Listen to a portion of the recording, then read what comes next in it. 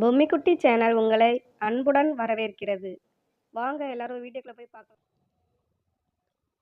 Hello friends, எல்லாரும் எப்படி இருக்கீங்க? எல்லாரும் ரொம்ப ரொம்ப சந்தோஷமா இருக்கணும்னு இறைவன்ட்ட வேண்டிக்கிறேன். நாம இன்னைக்கு ஒரு சூப்பரான சுவையான காலை இரவு டிஃபன் தான் பார்க்க போகிறோம்.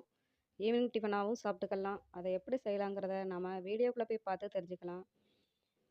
நாம் இன்னைக்கு என்ன செய்ய போகிறோன்னா, எதை வச்சு செய்ய போகிறோன்னா, உப்மா சேமியா வச்சு தான் ஒரு இடியாப்பம் செய்ய போகிறோம். உப்மாவில் நிறைய வெரைட்டிஸ் செஞ்சுருப்போம். சேமியா உப்புமாவுலேயும் நிறைய வெரைட்டிஸ் செஞ்சுருப்போம். உப்புமா சேமியாவை வச்சு நாம் இன்னைக்கு சூப்பரான சுவையான உதிரி உதிரான இடியாப்பம் செய்ய போகிறோம். அரிசி மாவு இடியாப்பத்தை விட இந்த உப்புமா சேமியா இடியாப்பம் ரொம்பவே சூப்பராக இருக்கும். வாங்க அதை எப்படி செய்யலாங்கிறத நாம் இப்போ பார்க்கலாம். நான் இன்னைக்கு 2 சேமியா பாக்கெட் எடுத்திருக்கேன். உப்புமா சேமியா இது வறுத்தது தான். நீங்கள் என்ன பிராண்டு வேணாலும் எடுத்துக்கோங்க. கை சூடு பொறுக்கிற அளவுக்கு வெந்நி வச்சு எடுத்துக்கோங்க. கொதிக்க வைக்கணும்னு அவசியம் இல்லை. உங்கள் கை பொறுக்கிற சூடுக்கே இருந்தாலே போதும். இதில் நீங்கள் 1 ஸ்பூன் அளவுக்கு தேங்காய் எண்ணெய் கலந்துக்கோங்க. உங்களுக்கு நல்லெண்ணெய் பிடிக்கணுன்னா நல்லெண்ணெய் கூட கலந்துக்கலாம். இதில் நான் 2 பாக்கெட் சேமியாங்கிறதுனால நான் 2 சிட்டிகை அளவுக்கு உப்பு சேர்த்துருக்கேன். இதை நல்லா கலக்கி விட்டுட்டு இந்த வெது வெதுப்பான வெந்நியில் நாம் எடுத்து வச்சுருக்கிற சேமியா பாக்கெட்டுகளை அதில் சேர்த்துக்கிறேன். நான் உங்களுக்கு 1 பாக்கெட் தேவைன்னா நீங்கள் 1 பாக்கெட்லேயும் செய்யலாம். 2 பாக்கெட்டு இதில் எத்தனை பாக்கெட் வேணாலும் உங்கள் குடும்பத்துக்கு தகுந்த மாதிரி நீங்கள் செஞ்சுக்கலாம். நான் இன்றைக்கி 2 பாக்கெட் சேமியா தான் சேர்த்துருக்கேன். இதில் தான் இன்றைக்கி நான் இடியாப்பம் செய்ய போகிறேன். இதை நல்லா மூழ்கிற அளவுக்கு தண்ணீர் வெது வெதுப்பான தண்ணீர் எடுத்து அதில் தேங்காய் எண்ணெயும் உப்பும் கலந்து இந்த மாதிரி நம்ம ஒரு 5 நிமிஷம் மூடி வச்சு எடுத்துக்கலாம். தண்ணி கை பொறுக்கிற சூடு இருக்கணும். ரொம்பவும் ஆறி இருக்கக்கூடாது, ரொம்பவும் கொதிக்க வைக்கணும்னு அவசியம் இல்லை. உப்பு 2 சிட்டிகை போட்டுக்கோங்க. உங்கள் பாக்கெட் தகுந்த மாதிரி போட்டுக்கோங்க.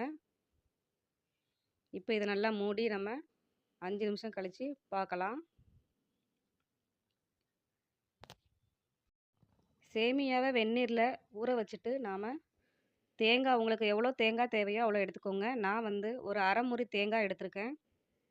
அது கூட 4 ஏலக்காய் சேர்த்துருக்கேன். இதை மிக்ஸி ஜாரில் நான் நைஸாக கொரப்பாக அரைச்சி எடுத்துக்கிட்டேன். திருவி எடுக்கிறவங்களும் திருவி எடுத்துக்கலாம்.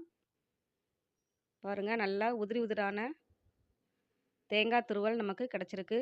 ஏலக்காய் சேர்த்து நான் பிடிச்சிருக்கேன். நீங்கள் ஏலக்காய் தூள் தனியாகவும் சேர்த்துக்கலாம், தேங்காவை தனியாக துருவியும் சேர்த்துக்கலாம். பாருங்கள், நம்ம போட்ட சேமியா வெந்நீரில் நல்லாவே ஊறிடுச்சு. இப்போ இந்த தண்ணியெல்லாம் நம்ம சாதம் வடிக்கிற மாதிரி வடித்து எடுத்துக்கலாம். 5 நிமிஷமே போதும். நமக்கு அந்த தேங்காய் நறுக்கி திரிக்கிற டைம்லேயே போதும். அந்தளவுக்கு ஊறினாலே போதும். இப்போ நம்மளோட சேமியா கொஞ்சம் ரப்பர் மாதிரி தான் இருக்கும், வெந்திருக்காது, ஆனால் சாஃப்டாக இருக்கும். இப்போ இதை நாம் வடித்து எடுத்துகிட்டு வந்துடலாம். உங்கள்கிட்ட பெரிய கண் அரிப்பு இருந்ததுன்னா அந்த அரிப்பில் போட்டு வடிச்சுக்கோங்க. அப்படி இல்லைன்னா இதுக்கு அளவான ஒரு மூடி போட்டு சாதம் மாதிரி வடித்து எடுத்துக்கோங்க. பாருங்கள், நமக்கு இப்போ உதிரி உதிரான சேமியா கிடச்சிருச்சு. இதில் தான் நாம் இப்போ இடியாப்பம் செய்ய போகிறோம். இடியாப்பம் செய்கிறதுக்கு நமக்கு இட்லி பாத்திரம் தேவை. அப்படி இல்லைன்னா உங்களுக்கு ஒரு பெரிய பாத்திரம், கடாய் எது வேணாலும் எடுத்துக்கோங்க. அதுக்கு அளவான மூடி ஏதாவது எடுத்துக்கோங்க. அது மேலே நாம் தேங்காய் எண்ணெய் தடவிட்டு இந்த சேமியா பூராத்தையும் நாம் அது மேலே உதுத்து விட்டுக்கலாம். நான் இப்போ இட்லி தட்டில் தான் தேங்காய் எண்ணெய் தடவி வச்சுருக்கேன். இதில் தான் நான் இப்போ இடியாப்பம் செய்ய போகிறேன். பாருங்கள், நம்ம உதுத்து வச்சுருக்கிற தேங்காவையும் இது எல்லாம் தட்டெல்லாம் பரப்பி வச்சுக்கலாம். முதல்ல தேங்காய் எண்ணெய் ராவி வச்சுருக்கிற தட்டில் தான் நான் தேங்காவை பரப்பி எடுத்துக்கிறேன். அப்போ தான் நமக்கு எதுவுமே ஒட்டாமல் ஈஸியாக எல்லாமே கிடச்சிரும், அடி பிடிக்காமலும் இருக்கும். நான் இந்த மாதிரி 2 தட்டில் நம்ம வடித்து வச்சுருக்கிற சேமியாவை தட்டு ஃபுல்லாக பரப்பி எடுத்துக்கிறேன். நீங்கள் ஒரே தட்டில் பெரிய தட்டிலையாகவும் நீங்கள் பரப்பி எடுத்துக்கலாம். நான் 2 பாக்கெட் சேமியாங்கிறதுனால எனக்கு 2 தட்டு தேவைப்படுது. இல்லை நீங்கள் ஓட்ட தட்டு வச்சுருந்தீங்கன்னா அந்த தட்டு ஃபுல்லாகவே நீங்கள் பரத்தி ஒரே தட்டாகவும் வேக வச்சு எடுத்துக்கலாம். துணி விரிக்கிறவங்க துணியிலையும் நீங்கள் இந்த மாதிரி தேங்காவை பரத்தி விட்டு அதுக்கு மேலே நீங்கள் இந்த சேமியாவை பரத்தி விட்டு நீங்கள் வேக வச்சு எடுத்துக்கலாம்.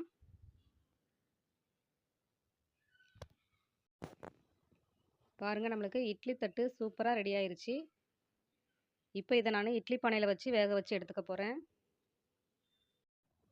இட்லி பானையில் நீங்கள் இதை தனித்தனியாகவும் வேக வச்சு எடுத்துக்கலாம். அப்படி இல்லைன்னா 2 தட்டையும் சேர்த்து வச்சே நீங்கள் வேக வச்சு எடுத்துக்கலாம். நான் இப்போ 2 தட்டையும் சேர்த்து வச்சு தான் வேக வச்சு எடுத்துக்க போகிறேன். இந்த சேமியாவை நாம் இட்லி பாத்திரத்தில் ஒரு 5 நிமிஷம் வேக வச்சு எடுத்தால் போதும். ஆவியில் ரொம்ப சூப்பரான சாஃப்டான இடியாப்பம் நமக்கு கிடச்சிரும். கண்டிப்பாக எல்லாருமே இதை ட்ரை பண்ணி பாருங்கள். சின்ன குழந்தைங்கலேருந்து பெரியவங்க வரைக்கும் எல்லாருக்குமே ரொம்ப ரொம்ப பிடிக்கும்.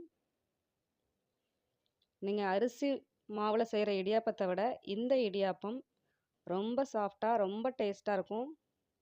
இதை நீங்கள் கடலைக்கறி, நாட்டு சக்கரை எது கூடனாலும் சாப்பிடலாம். இதே மெத்தடில் நீங்கள் சேமியாவை ரெடி பண்ணி நீங்கள் இதில் தக்காளி சாதம், லெமன் சாதம், புளியோதரை இந்த மாதிரி எதுனாலுமே நீங்கள் செஞ்சுக்கலாம்.